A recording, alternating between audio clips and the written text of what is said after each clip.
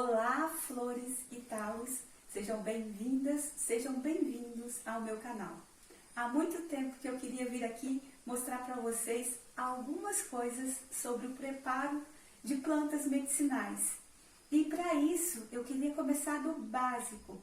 Por exemplo, não só saber quais as propriedades das plantas medicinais, mas como fazer, a partir do momento que você tem a indicação de um terapeuta natural para usar esse ou aquele chá, com que aquilo que se espera daquele chá tenha maior possibilidade de acontecer, porque você não teve nenhum tipo de circunstâncias que atrapalhasse essa planta medicinal de oferecer o melhor que ela tem. Às vezes você tem indicação de usar um chá de espinheira santa, outras vezes um chá de moringa, outras vezes a fada azul, coisas assim que lá no seu tratamento com o terapeuta ele te indicou. Mas eu queria te falar que há diferença no preparo. E se você souber escolher também aqueles equipamentos adequados, você não vai ter problemas secundários ao uso constante de chá. Quer ver uma coisa? Quando a gente vai preparar algo em que passa pelo aquecimento, isso incluindo a nossa alimentação, então não estou falando exclusivamente para o chá, nós deveríamos ter um cuidado ao escolher quais vasilhas usar. Panelas de cerâmica não, panelas de ágata, e tem um outro nome? Esmalte. Vasilhames de cerâmica, equipamentos que sejam de vidros, também panelas ou frascos que sejam de aço inoxidável são as melhores opções. Por quê? É muito comum as pessoas usarem plásticos quando aquecem algo. Isso não pode ser uma rotina no nosso dia a dia. Plásticos liberam produtos químicos que eles podem alterar significativamente com o tempo o nosso metabolismo, as reações que acontecem químicas no nosso corpo, porque eles liberam xenoestrógenos, que são substâncias químicas capazes de alterar os nossos hormônios. Então, plástico não seria uma solução para fazer um chá e nem outro alimento aquecido. Aí você fala, a gente não coloca o chá para aquecer, mas você traz a água quente para dentro desse frasco, desse copo de plástico. Outro não é interessante. São aquelas tão famosas panelas de teflon, as panelas antigas de alumínio, porque liberam substâncias.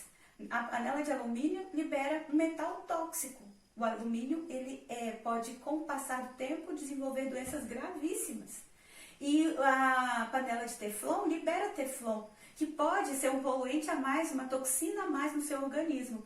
Então eu vou falar do chá, mas entendam isso quando possível para trocar por, no mínimo, uma panela de aço inoxidável, ou uma panela de vidro, ou uma panela de...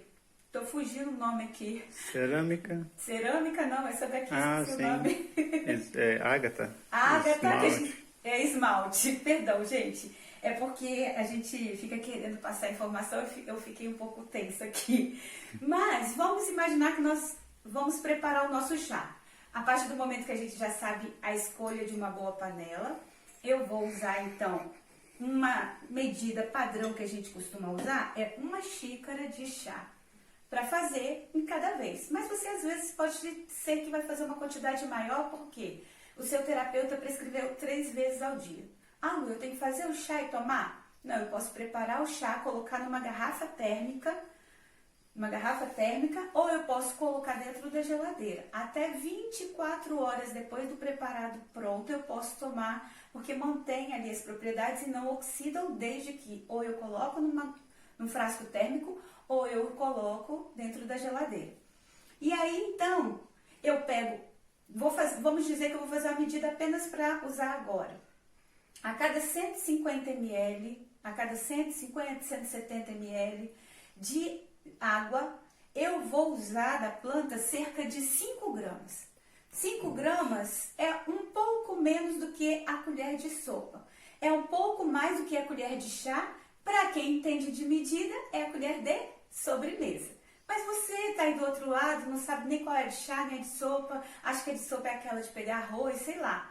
Vou falar para você uma dica. Você vai pegar na pontinha dos dedos uma quantidade que seja o suficiente para a pontinha dos dedos. Peguei. Então eu vou mostrar aqui, ó. Eu tenho, ó. É porque ela não tá soltinha, não foi uma boa. Deixa eu pegar a moringa. Ó. Então, isso aqui é aproximadamente 5 gramas. Lu, tem diferença? Claro que tem. Se eu tivesse aqui, por exemplo, deixa eu lembrar quem que não pode ser essa quantidade. Valeriana. Valeriana eu tenho que colocar menos. Por isso que vocês não podem sair tomando chá porque você ouviu falar. Procure sempre a orientação de um terapeuta natural. Eu posso te ajudar. Mas aqui a gente está fazendo a nossa aula, depois eu te explico como, tá bom? E ainda uma outra coisa. Além de ter escolhido bem a panela, além de saber as medidas apropriadas, eu tenho que entender que nem todos devem passar por fervura. Nem todos podem ficar apenas na infusão. O que é infusão? Quando a água começa a levantar fervura, eu jogo a planta ali e abafo. Cravo, por exemplo, se eu passar apenas pela infusão, eu não libero os óleos essenciais.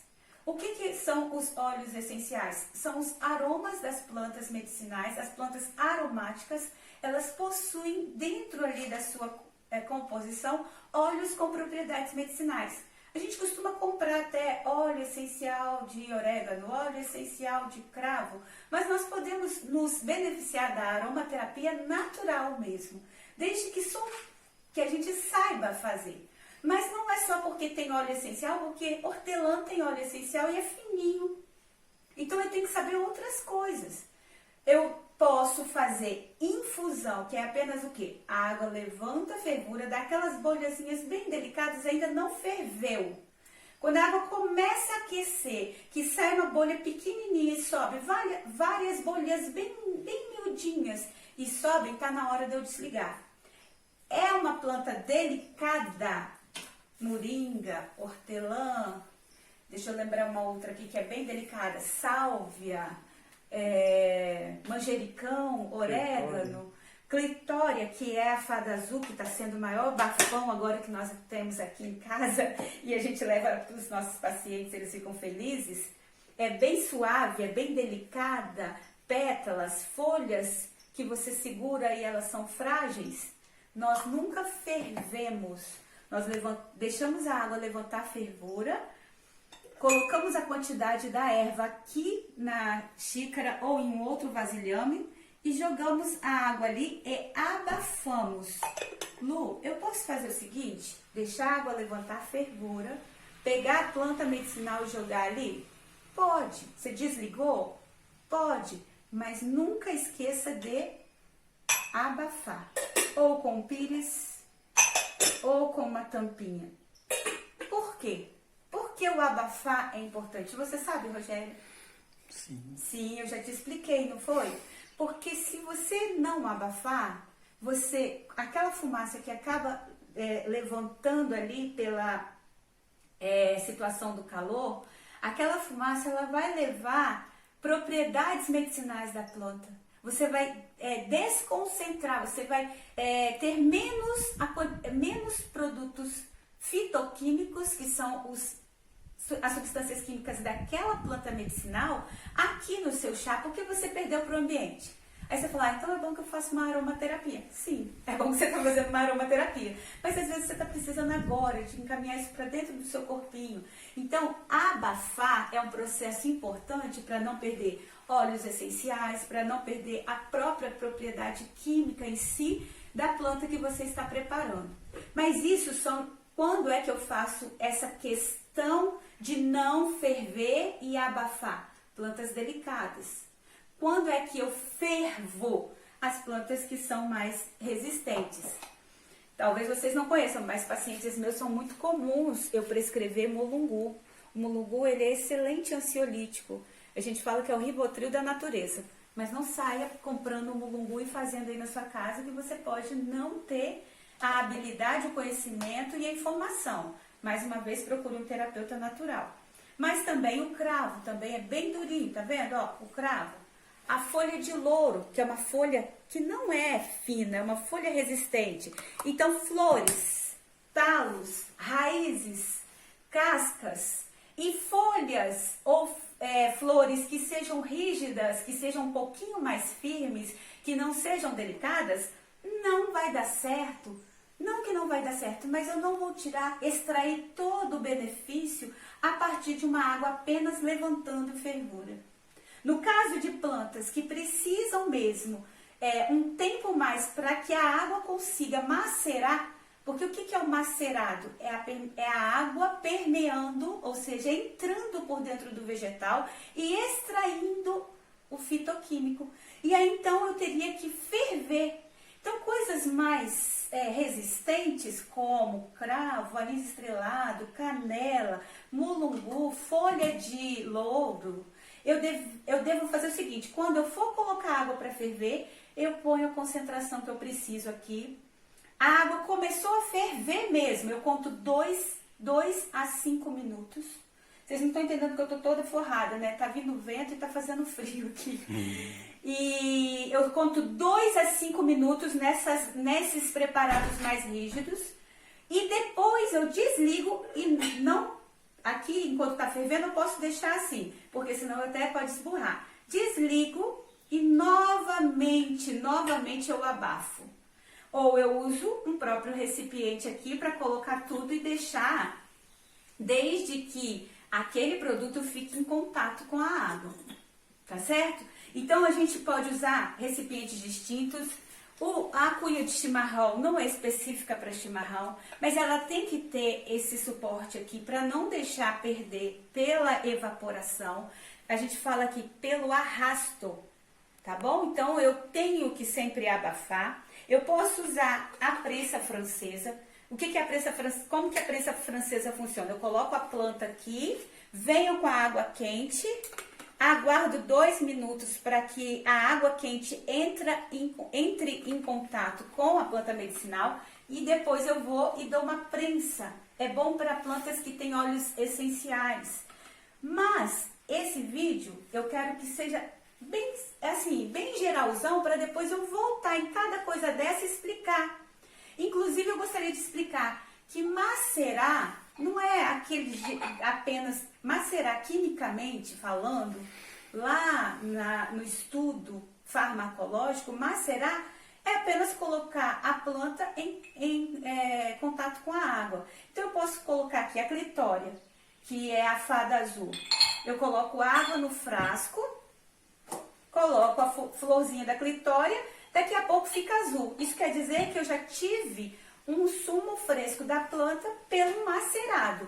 Mas é muito comum as pessoas comprarem ou terem em casa boldo e fazer socar. E aí ele fala que isso é um macerado. Tudo bem, não vai fazer diferença nenhuma, mas quimicamente macerar é a tal da água saborizada. Então eu tenho um frasco maior, coloco flores de hibisco aqui secas ou frescas, coloco anis estrelado e rodelas de limão ou de laranja. Isso aqui é um tipo de preparação a frio. Inclusive, também pode ser chamado de chá. Chá não é aquilo apenas que está quente, mas é uma forma de extrair a propriedade medicinal.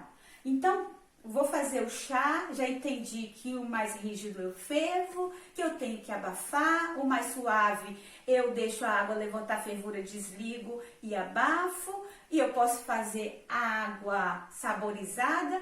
Quanto tempo que eu posso fazer a água saborizada? A partir dos primeiros minutos, já tem extração do produto, do fitoquímico ali da planta. Mas se você quer que uma água saborizada se concentre, aguarde 4 a 8 horas, faça hoje à noite para tomar amanhã de dia. E por 24 horas, a partir do momento que você pôs na água, você pode tomar. Todos eles, o tempo que não vai oxidar, que não vai sofrer ação química, perdendo as propriedades, são 24 horas desde dentro de um frasco que tenha ação de conserva, como, por exemplo, uma garrafa térmica, ou dentro da geladeira. E não adoce. Nem com stevia 100%, nem com mel. pode no máximo usar um sal. Por quê?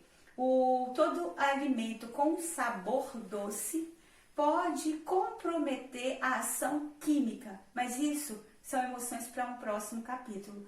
Eu quero simplesmente fechar por aqui e dizer que nos próximos capítulos nós vamos aprender como preparar, por exemplo, uma água, que é um chá, né? Um chá apropriado para passar no cabelo. Como que a gente vai usar os escalda-pés e os escalda-bundas. Vocês conhecem escalda-bunda? É um banho de assento. Como que nós vamos colocar as plantas medicinais na nossa rotina, no dia a dia, porque eu quero que você receba a orientação do seu terapeuta ou você receba a minha orientação pelos meus grupos de mentoria e saiba utilizar da melhor forma possível. Por enquanto é isso, pessoal. Muito obrigada. Se gostou, compartilhe. Se tiver alguma dica para poder eu desenvolver mais o tema, é só falar comigo. Estamos aí.